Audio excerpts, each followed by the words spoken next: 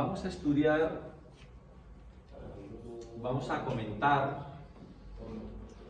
vamos a trabajar en 5 versículos del capítulo 1 del Evangelio de Marcos. Si nos da tiempo, veremos el versículo 9, el versículo 10, el versículo 11, el 12 y el 13. Pero para recordar, quiero que leamos desde el versículo 1.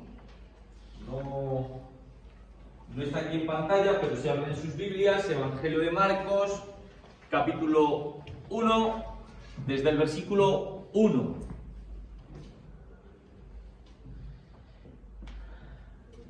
Expone su pensamiento, su opinión, su idea, Juan Marcos, principio del Evangelio de Jesucristo, Hijo de Dios, como está escrito en Isaías el profeta: He aquí yo envío mi mensajero delante de tu faz, el cual prepara tu camino delante de ti. Aunque estas son palabras de Malaquías.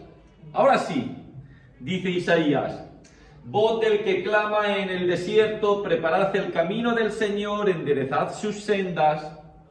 Versículo 4. Y hago énfasis, y por eso es el leer esto. Bautizaba Juan en el desierto. ¿Y qué es lo que predicaba Araceli? El bautismo de arrepentimiento para perdón de pecados. Y salían a él toda la provincia de Judea y todos los de Jerusalén, y eran bautizados por él en el río Jordán, confesando sus pecados. Y Juan estaba vestido de pelo de camello y tenía un cinto de cuero alrededor de sus lomos, y comía langostas y miel silvestre, y predicaba diciendo: viene tras mí el que es más poderoso que yo, al quien no soy digno de desatar encorvado la correa de su calzado.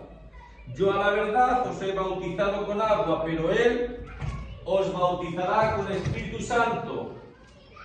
Y presten atención, porque comenzamos con esto.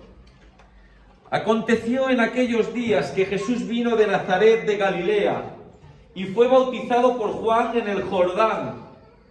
Y luego, cuando subía del agua, vio abrirse los cielos y al Espíritu como paloma que descendía sobre él. Y vino una voz de los cielos que decía: tú eres mi Hijo amado, en ti tengo complacencia.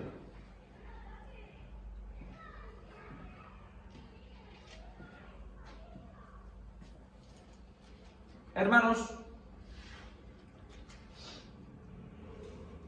quiero que piensen, y el que se atreva, que dé su opinión. ¿Hay algo aquí que les choca? ¿Que parece que está fuera de lugar? ¿Que no tiene mucho sentido? ¿El qué, Eliseo? ¿Qué te llama la atención? Me llama la atención de que un hombre, diría, normal como yo, Juan el Bautista, Sí. que sea quien bautice, o debería ser al revés, porque cuando se acercaba a Juan para que fuera bautizado, Sí. ¿qué estaría pensando Juan? Sí. Ajá. Yo debería ser bautizado por él, y Ajá. él viene a mí. Ajá. ¿Quién soy yo? Muy bien. Ahí veo la humildad que tenía Cristo. Ajá. Muy Cuando bien. se iba a él, ¿para qué? Porque muchos iban a leer también ahí en la cola, y Ajá. es lo que me sorprende un poquito, porque Perfecto. a lo mejor debería ser al revés, ¿no? Me ha gustado eso de él en la cola, ¿eh? Jesús se puso a la cola, no se la saltó, ¿eh? Cogió el número y cuando le tocó. Yo soy, yo no. El 44. Bien. ¿Algo más? ¿Alguien le llama la atención algo?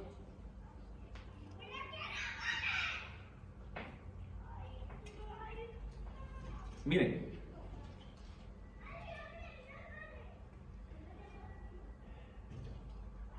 El bautismo de Juan, ¿para qué era, Tere? Juan vino predicando un bautismo. Un bautismo para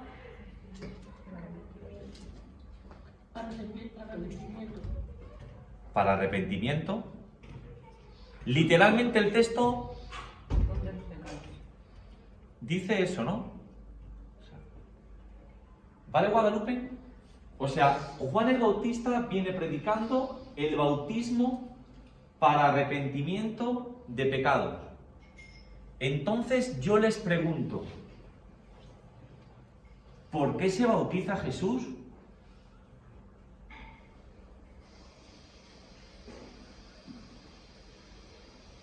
¿Jesús tenía pecado?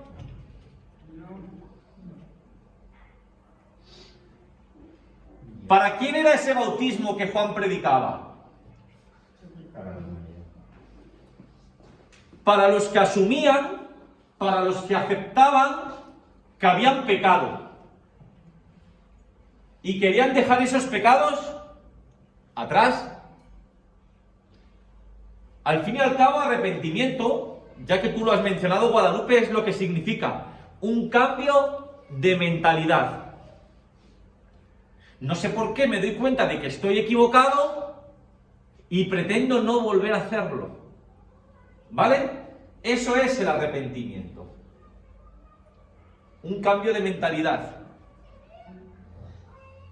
El bautismo que Juan predicaba era para las personas que asumían que se habían alejado de Dios, que no hacían la voluntad de Dios. Por tanto, Javes, ¿ese bautismo era para Jesús? No. No era para Jesús ese bautismo. Entonces eso nos tiene que llamar la atención. ¿Por qué se bautiza Jesús? ¿Por qué? ¿Él tenía que arrepentirse? No. ¿Tenía pecado? No. Ese bautismo no era para él. Entonces, yo les pregunto, segunda pregunta, ¿por qué entonces piensan ustedes que Jesús se bautizó? ¿Por qué se bautizó Jesús si no tenía de qué arrepentirse? Para dar ejemplo, dice Marimar, Guadalupe, Juani, para dar ejemplo, ¿algo más? David, Alberto.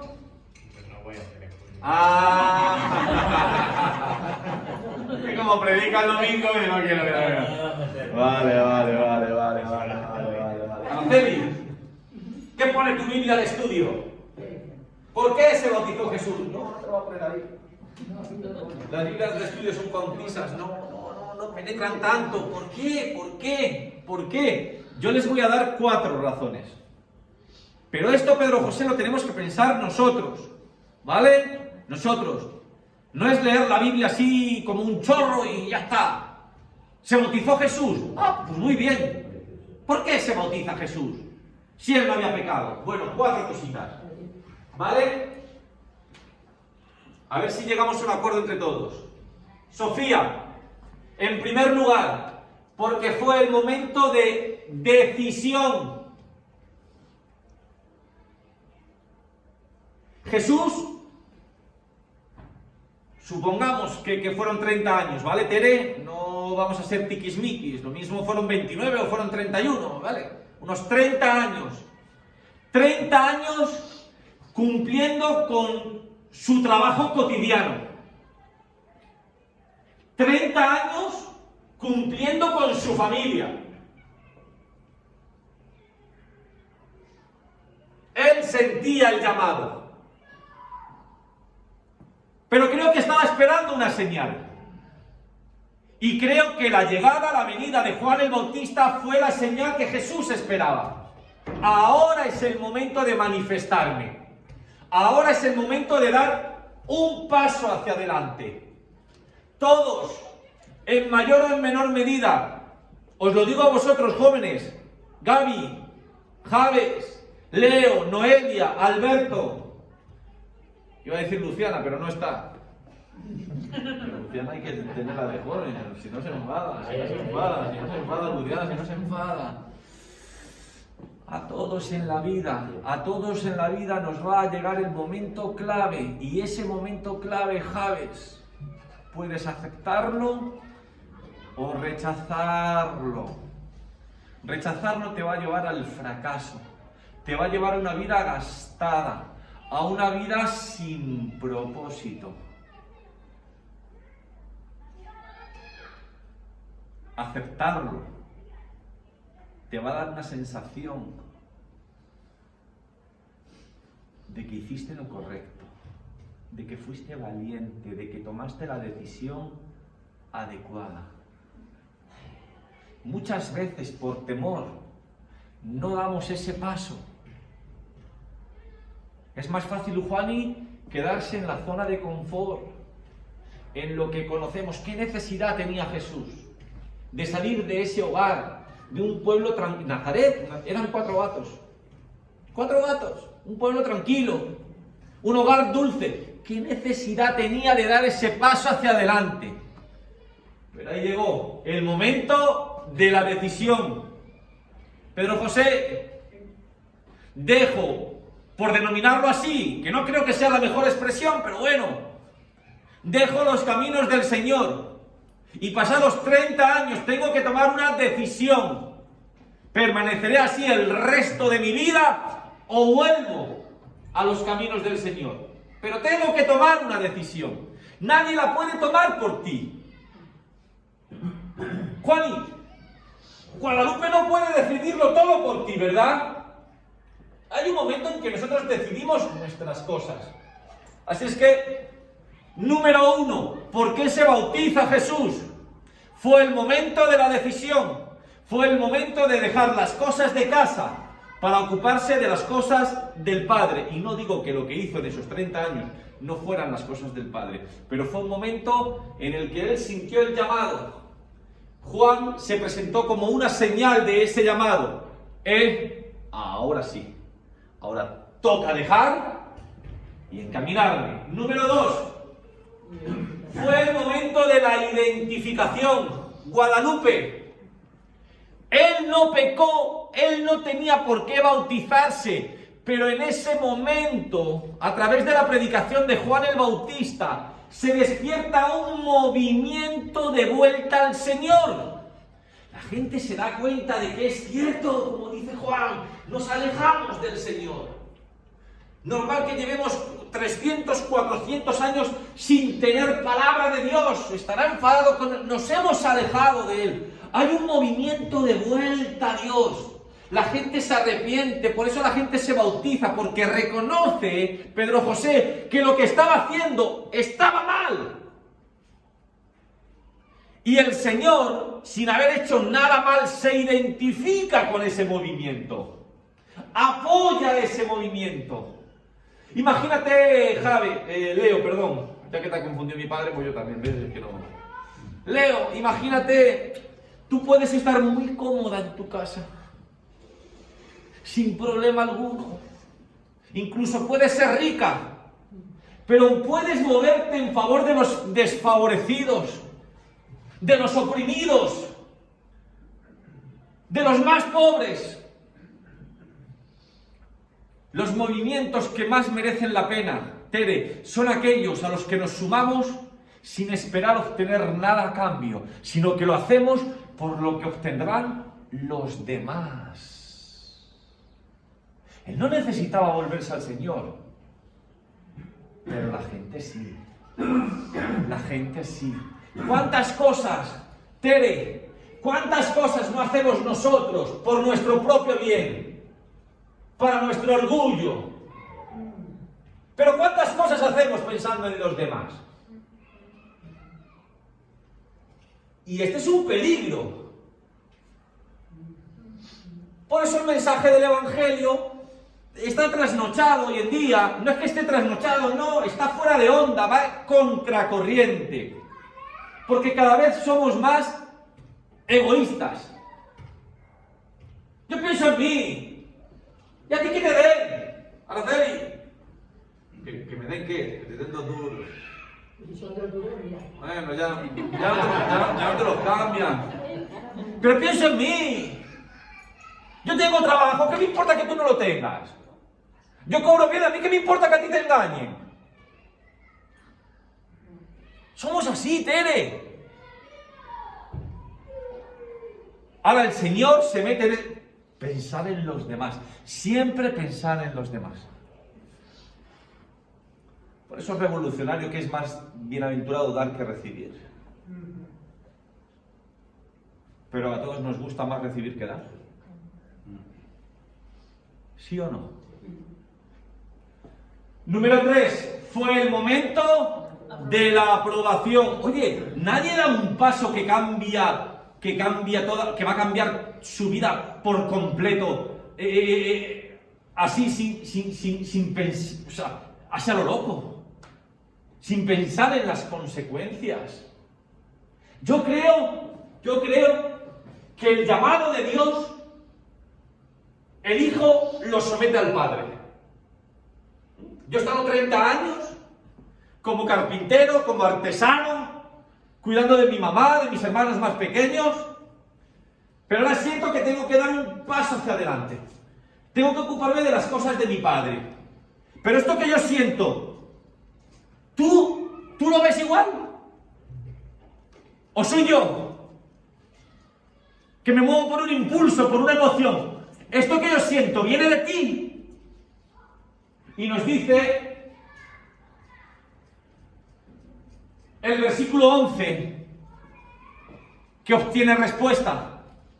Y quiero, hermano, que pienses en esto, porque si Guadalupe, si tú lo lees en el Evangelio de Mateo, tal como está escrito en el Evangelio de Mateo, da la sensación, porque es que se escribe literalmente: este es mi Hijo amado, en el que tengo complacencia.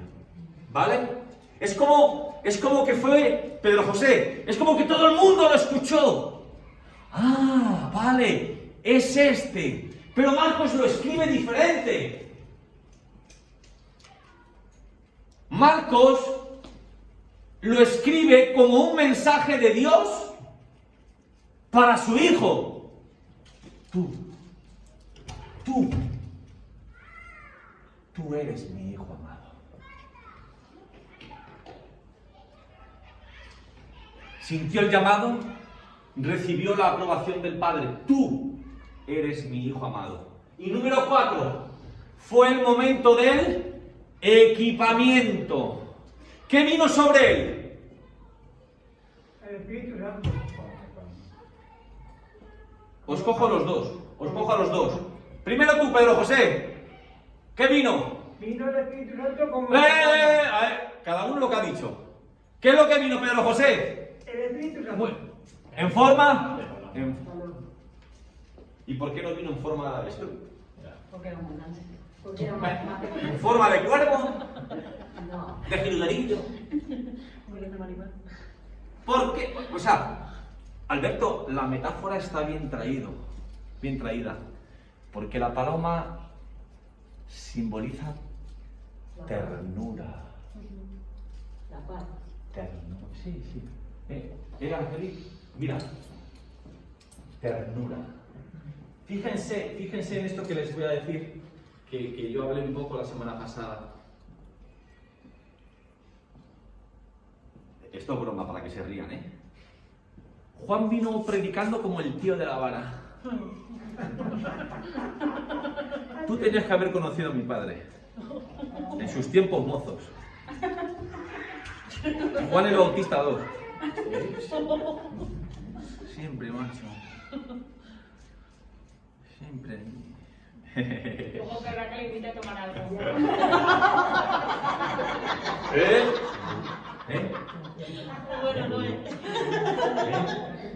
Lo digo que una cosa, ¿Qué decir? Que alguien lea el versículo 15 de Juan 13. Espérate, pero ¿por qué? Bueno, no, que pasa algo con la... Pasa algo con la tía. No, con la tía de la que está malita. Ha pasado algo. Bueno, la cuestión es que les explico. Les explico que viene en forma de paloma. Representa la ternura. Juan el Bautista, ¿qué vino predicando Juan el Bautista, Tere? Que el hacha ya estaba puesta a la raíz del árbol. El que no da fruto es cortado. Hablaba de una gran criba, donde sería separado el grano de la paja. Habló de un fuego devorador. Sin embargo, viene Jesús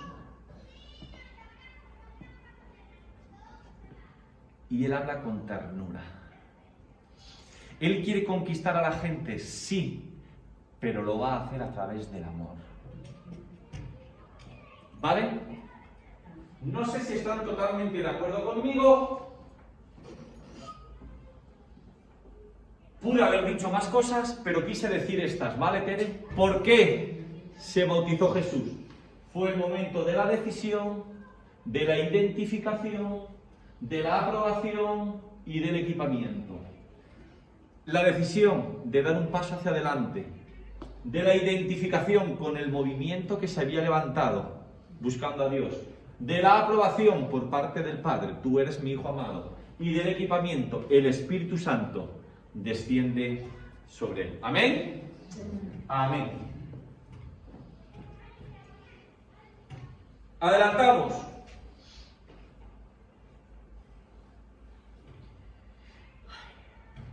Versículos 9 al 11. No, no sigo. Sí. Del 12 al 13. Vale. 12 al 13. La verdad es que estos textos es que están llenos de cosas, de detalles. Vamos a ver ahí. Dice, y luego el Espíritu, a ver qué les llama la atención, ¿vale? También de estas cosas, hay un montón. Y luego el Espíritu le impulsó al desierto. Y estuvo allí en el desierto 40 días. Y era tentado por Satanás. Y estaba con las fieras y los ángeles le servían. Hay un montón de cosas. ¿Quién quiere decir algo? ¿Algo que le llame la atención? ¿Alguna enseñanza? ¿Sí, Pedro? Que le dirigió, digamos, el espíritu, porque se dejó guiar por el espíritu. Porque él no Pedro. tiene su voluntad. Muy bueno. Mira, vamos a empezar por ahí, antes de que nadie más diga algo. Es que eso llama poderosamente la atención, Amén. porque el mismo espíritu que desciende sobre él, Le coge. después del momento de gloria del bautismo, ese mismo espíritu le impulsa al desierto. Dejamos el momento de gloria para comenzar el momento de la tentación, el momento de la prueba. ¿Vale? Mira, Guadalupe, por muy bien que hagas las cosas, por mucho que ores, por mucho que leas la Biblia, por mucho que lleves una vida piadosa, la prueba, la tentación va a venir a tu vida. Irremediablemente. No se puede evitar. Eso sí, tal vez el enemigo, el adversario, lo ve como una forma de que tú caigas, de que tú des un paso atrás.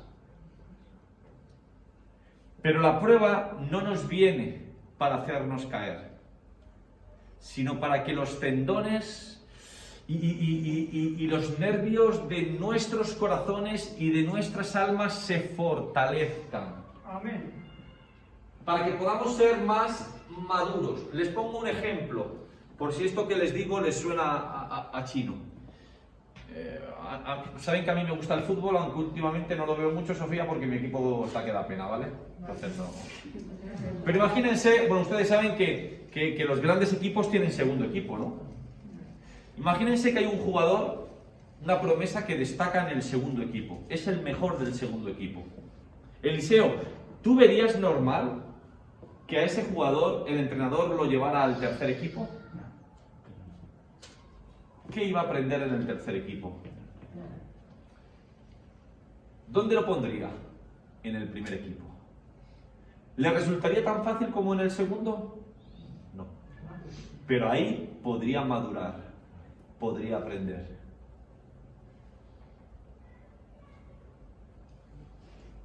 No digo que sea un engañabobos, ¿vale? Pero yo creo que nuestras pruebas y nuestras tentaciones tendríamos que aprender a verlas como un modo de poder seguir creciendo, de poder seguir fortaleciéndonos, porque son inevitables. Por muy bien que hagas las cosas, la vida te golpea. Y en ocasiones, ¿qué les voy a contar yo? Y en ocasiones, de tal manera, que ya no te puedes ni levantar, o ni ganas te quedan. Pero tenemos que seguir luchando. Por los que quedan, por nosotros mismos, por los que nos dejaron incluso. ¿Vale? Muy bien, Pedro, muy bien, eso tiene mucho mérito. ¿Qué más? ¿Qué más? Venga, eso ya no se fijen en el 12 que ya hemos explicado. En el 13, ¿qué ven allí? Para empezar, ¿sí, Alberto? Bueno, no sé hasta qué punto será correcto, pero yo creo que podría haber cierto paralelismo entre los 40 días que pasa Jesús en el desierto y los 40 años que pasa el pueblo de Israel tras el éxodo, ¿no? Sí, muy bien. Muy bueno, Alberto, muy bueno. Les voy a explicar.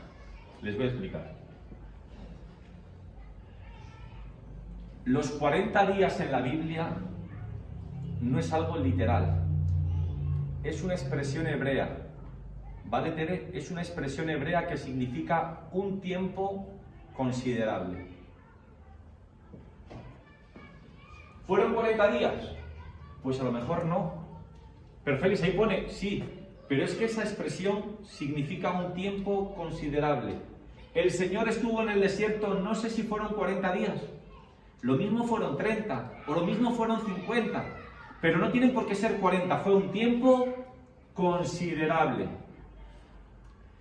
Y como tú lo has dicho, la Biblia está trufado de esa expresión.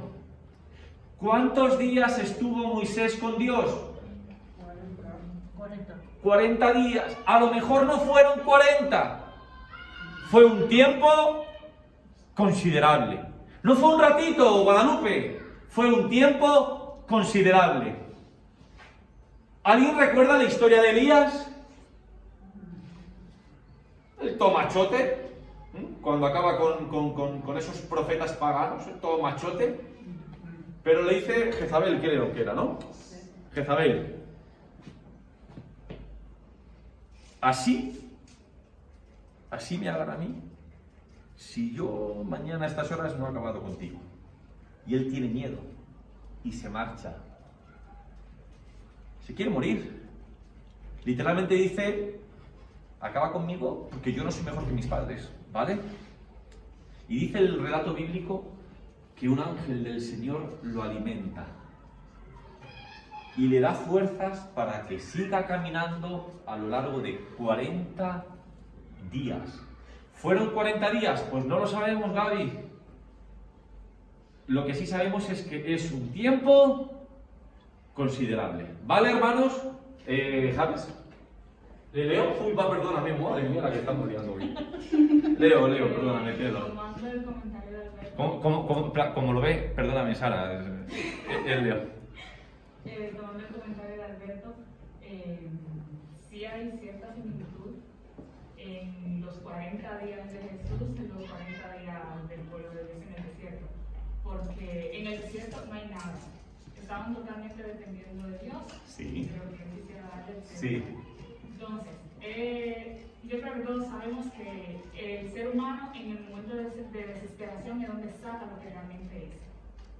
Entonces, así mismo pasó con el pueblo de Dios, que en su momento de desesperación hubieron algunos que adoraron a otros dioses, crearon su propio Dios, y hubieron otros que realmente siguieron a Dios.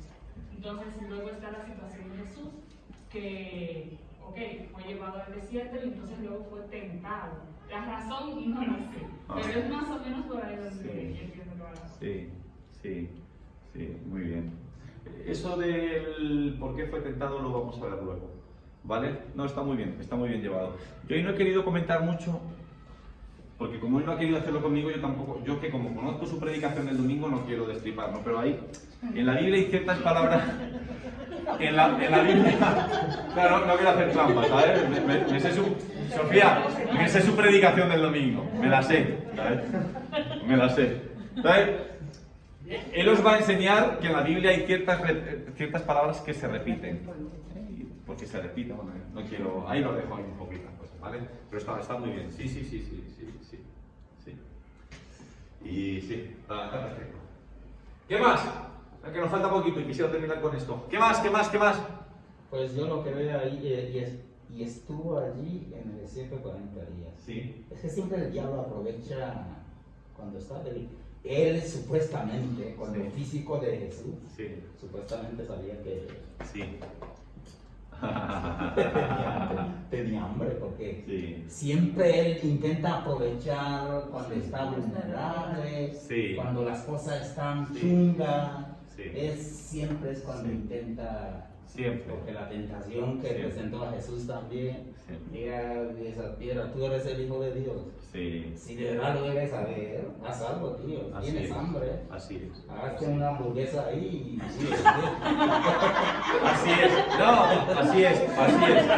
Así es. El adversario siempre te ataca en los momentos de debilidad. No te ataca cuando terminas un culto y sales lleno y fortalecido. En ese momento sabe que no es momento, ¿no? Y luego Jesús también podía pensar, ese tipo me presenta buenas intenciones, él está preocupado por lo que tengo de hambre y eso. Oye, no es tan mal tipo, ¿no? Está bien. ¿Sí, Pedro? Como dice San Pedro, o sea que no eres tú, ¿no? Vale, la has recalcado y como dices San, digo, vale.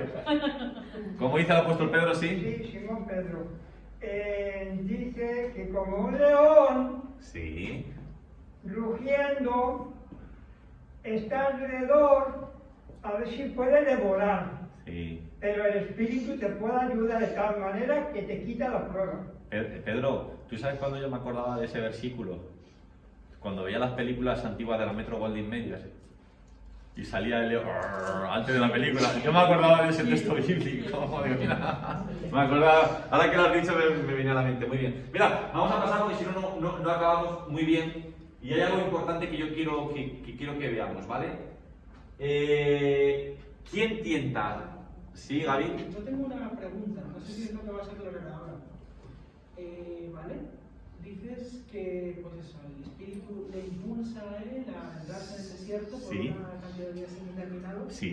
Él sabía que iba a ser tentado, o sea, él decía, bueno, es como, él sabía que iba hacia una prueba muy grande, o, por otro lado, simplemente fue como dejarse llevar. Sé que esto no lo aclare, posiblemente no me va a contestar, pero bueno, yo siempre intento ver un poco también el carácter humano de Jesús y en este caso, pues, para mí habla mucho de una persona, ¿sabes? Que... Mira, Gaby, yo trato de ir siempre a la enseñanza que el texto quiere transmitir, ¿vale? Entonces, estamos hablando de dos momentos contrapuestos, ¿vale? Pasamos del bautismo, que es el momento de gloria, que es el momento en que el Padre habla al Hijo, en que el Hijo reciba el Espíritu Santo, o sea, ¿vale? A full, a tope. Ahora, ¿por qué al desierto? Se lo lleva al desierto. ¿Por qué no se lo lleva al campo? ¿Por qué no se lo lleva a la playa? Se lo lleva al desierto. ¿Qué es lo que simboliza ese desierto? ¿Qué hablabas tú, Leo, no? Es cuando peor estoy, cuando se ve lo que realmente yo soy. Claro, es que me da la sensación siempre que es no contradictorio, pero es como contracorriente. Claro. En plan, toma lo que tú has dicho, toma la decisión, Claro. el bautismo, todo eso, Claro. y luego de tomar decisión conscientemente Claro. sobre sí, Sí. el espíritu le impulsa. Le impulsa, sí. Claro, es como en plan, Claro. tomo yo consciente, Sí. pero luego algo tomar Sí. consciente sobre mí. O sea, el desierto también simboliza y enseña introspección, ¿vale? También enseña, y lo vimos la semana pasada, que es un lugar donde tú puedes escuchar a Dios. Porque no tienes las voces, no tienes el ruido del mundo, ¿vale? Es un momento para estar a solas con Dios. Entonces, para mí el desierto simboliza eso. Simboliza un momento de introspección y simboliza un momento difícil, un momento duro. Entonces esa es mi respuesta. Yo creo que él es consciente de que va a algo que no es sencillo, que no es fácil, que algo va a suceder, ¿vale? Y que nada tiene que ver con la gloria que ha vivido tiempo atrás. No sé si te he contestado, ¿vale? Yo creo que sí. Creo que sí, porque el desierto simboliza eso, ¿vale? Simboliza sufrimiento, escasez, desolación, ¿me entiendes? O sea, pues no te vas a... ¿Sí? Eso era lo que decía yo, que él, el acusador, le está haciendo todo lo posible para que él vea todo lo que está pasando. Sí. Le deja sin comida. Mira, esto lo vamos a ver ahora. Lo vamos a ver ahora si nos da Claro, tiempo. bueno, que quiero decir eso. Entonces, al hacer eso, él tiene que darse cuenta de que todo eso que le han hecho a él, Sí. él lo tiene que hacer, pero para buena. Ahora, Celi, a lo que quiero decir, creo que eso lo vemos ahora, es que... Vale. No, si es eso, a eso que has llegado. Lo que quiero decir, no, que está perfecto, que no me malinterpretes. Que a lo que quiero llegar es a eso. Es que al final, y ya te respondo a ti y le respondo a Gaby, él es llevado ahí porque él tiene que tomar una decisión, ¿vale? Él tiene que tomar una decisión. Él va a comenzar su ministerio y tiene que decidir cómo lo va a llevar a cabo, ¿vale? Pero por eso tenemos que ver esto ahora. ¿Quién le tienta? El acusador. Sí, pero sí, está perfecto. Vamos paso por paso. Bíblicamente, o sea, literalmente, ¿quién le acusa? ¿Quién le tienta? Satanás, ¿vale? ¿De acuerdo? Satanás. Muy bien. ¿Y quién es Satanás? El diablo. ¿Qué significa? Adversario. ¿Vale? Satanás significa el adversario. Ahora, tenemos que entender, y esto es importante, y no sé si es la hora, pero si alguno, faltan unos minutos, pero si alguno va con el tiempo justo y se tiene que ir, de verdad no pasa nada, pero prefiero terminar con este punto. Miren, Satanás significa el adversario, pero a lo largo de la Biblia, la idea sobre Satanás va evolucionando. No siempre se percibió de la misma forma, ¿vale? Y se lo voy a demostrar. Miren, lo primero, en el Antiguo Testamento se usa corrientemente la palabra, ¿vale? Yo es que lo he puesto ahí eso. La palabra es Satán, ¿vale? Satán, que significa adversario. Pues en el Antiguo Testamento se usa corrientemente de adversarios y oponentes humanos normales. El primer ejemplo que pongo no es un ser humano normal, pero es para que vean cómo al ángel del Señor ahí se le llama Satán. Si tú ves Números capítulo 22, versículo 22, ¿ven cuando el ángel del Señor, la burra de Balaam, ¿saben la historia, no? Pues literalmente dice que fue el ángel del Señor, fue el adversario. Si tú te vas a una Biblia interlineal, Felipe, eso cuesta muy caro, no lo tengo, eso es fácil. Si te metes en internet ahora mismo lo puedes ver. Tú pones Biblia interlineal Y cuando pinchas te pones, venga, Antiguo Testamento, luego Números 22, 22, y lees el texto. Cuando llegas a la palabra adversario, pinchas en el numerito que pone arriba. Y te va a poner Satán. Otro ejemplo. Los filisteos temían que David se volviera su Satán. Yo todos estos textos los tenía, pasa que se nos ha alargado la cosa, yo los tenía preparado para que los leyéramos, ¿vale? Pero estos conocen la historia, ¿verdad? Los filisteos temían que David se volviera su Satán. David considera a Abisai su Satán. Son palabras que ahí va a salir adversario. Adversario. Salomón declara que Dios le ha dado tal paz y prosperidad que no le queda ningún Satán que se le oponga. Es decir, al principio, Satán es un adversario. Es una persona que está en contra tuya, ¿vale? Al principio es eso, la palabra Satán. Si alguno tiene dudas, yo con mucho gusto, cuando acabe el estudio o la predicación, yo se lo puedo enseñar en la Biblia, no hay ningún problema. La palabra empezó significando, ¿no?, un adversario, en el sentido más amplio del término. Pero da un paso considerable hacia adelante. Y ahora empieza a querer decir uno que presenta una acusación contra una persona, ¿vale? O sea, al principio hemos visto un montón de ejemplos donde Satán es el adversario, ¿vale? Madrid-Barcelona, ¿tú con quién vas?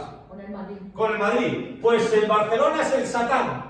Es el adversario, un adversario común, normalito, no pasa nada, ¿vale? Pero la idea va evolucionando. Y ahora ya no es un adversario normal y corriente. Es alguien que presenta una acusación contra ti. ¿Alguien sabe de algún ejemplo en el Antiguo Testamento? ¿De alguien que está encargado de querer acusar a alguien? Mira, en el libro de Job. Fíjate que en el libro de Job, si lo ves en el capítulo 1, versículo 6,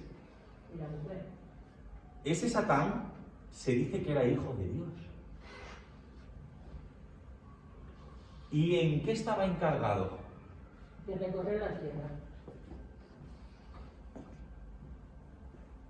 Miraba a la gente,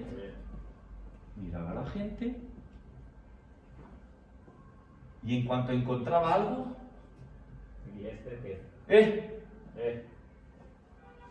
Lo mismo que hice yo. ¿Vale? O sea, ya no es un adversario normal, ahora es alguien que busca para que cuando encuentre pueda decírselo a Dios, pueda acusarle. Por eso,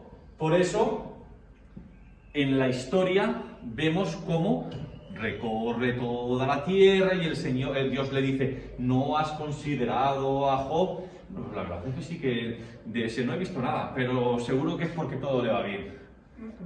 Pero ahí está. Quiero hacer aquí un pequeño pum, ¿vale? Esto ya es en el Nuevo Testamento, pero eso lo tocaremos después. Y muy rápido que se nos ha ido el tiempo. El otro título de Satán es el diablo. ¿Vale? Y aquí hay un cambio. Porque Satán significa adversario. Pero diablo, que viene de diabolos, ¿qué es lo que significa? Calumniador. Así que imagínate, la idea vuelve a cambiar. Hemos empezado con un adversario común, normal y corriente. Alguien que está en tu contra. Pasamos a alguien que se encarga de encontrar algo para acusarte delante de Dios. Y la palabra diablo ya significa no alguien que investiga tu vida para cuando ve algo malo. No. Alguien que no tiene ningún reparo en calumniarte delante de Dios. Esa es la idea que quiere transmitir el diablo. Pero volvemos al Antiguo Testamento. Pero entonces la palabra da un salto importante en su carrera descendente. Y durante su cautividad, los judíos aprendieron algo del pensamiento persa. ¿Qué aprendieron en la deportación de los persas?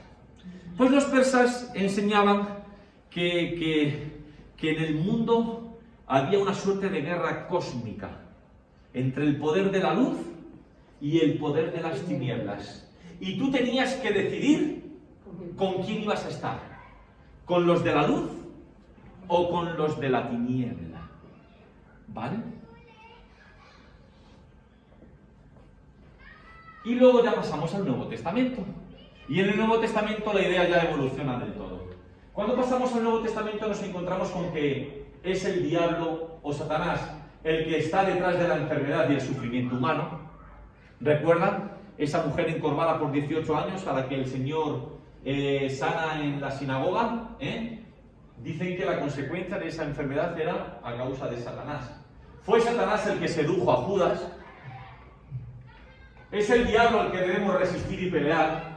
El Nuevo Testamento nos representa como el poder que se opone a Dios, pero que ya ha sido vencido por nuestro hermano, etcétera, etcétera, etcétera. Toda esta evolución en el nombre, eso para que nos demos cuenta de que muchas veces a la hora de traducir en nuestra Biblia lo vamos a leer igual, pero el sentido varía un poco. Pero al final, y quiero concluir y con esto terminamos y ya lo dejamos para la semana que viene, toda esta evolución para explicarnos eso, Araceli, lo que tú bien has dicho. El Señor va a comenzar su ministerio y tiene que decidir Pedro José cómo lo va a hacer. ¿Cómo quiere Dios que lo haga? Quiero que conquistes al mundo a través del amor. Hasta el punto de que si por amor tienes que morir, mueres. Si en defensa de tus ideales correctos tienes que morir, mueres. Pero conquistaremos el mundo a través del amor. Pero el diablo, el adversario, Satanás, bueno, el diablo calumniador, Satanás el adversario, su susurro es distinto y no vamos a explicar cada una de las tentaciones. Pero él quiere que conquiste el mundo de una forma distinta, a través de una dictadura, de una opresión. Tú tienes el poder suficiente para que la gente haga lo que tú quieras, pero el Señor no quiere conquistarte bajo presión, Juan. Él quiere hacerlo a través del amor. Y lo dejamos aquí, ¿vale? Disculpen porque esto tenía que haberlo explicado un poco más, pero el tiempo se nos ha ido, pero esa es la idea. No sé si alguien tiene alguna pregunta o alguna cosa, y si no, nos despedimos. Me he pasado 5 minutos, sí, 5 minutitos, 6. ¿Alguna pregunta? ¿Vale? Lo de Satanás, 30 segundos, pero es eso, es que es importante. Satanás, al principio en el Antiguo Testamento, comienza como un mero adversario. Pasa a ser alguien que está pendiente de lo que haces mal para acusarte. De ahí pasa a alguien que ya da igual lo que hagas. No le va a importar calumniar en tu contra. Pasa a esa idea del imperio persa. El poder de la luz, el poder de las tinieblas. Ahí Satanás se convierte en la antítesis de Dios. Dios es el poder de la luz, Satanás es el poder de las tinieblas. Y luego ya vemos ahí todo el Nuevo Testamento. Cómo es causante de enfermedades, cómo es el enemigo a batir, cómo es el que se apodera Esa evolución es importante tenerla en cuenta. Pero al final, ahí está señalado como el adversario, como el contrincante, como aquel que quiere chafar los planes de Dios. Leo, Javes, Gaby, Guadalupe, Juani, ¿no? ¿Nada? Pues nos vemos el domingo.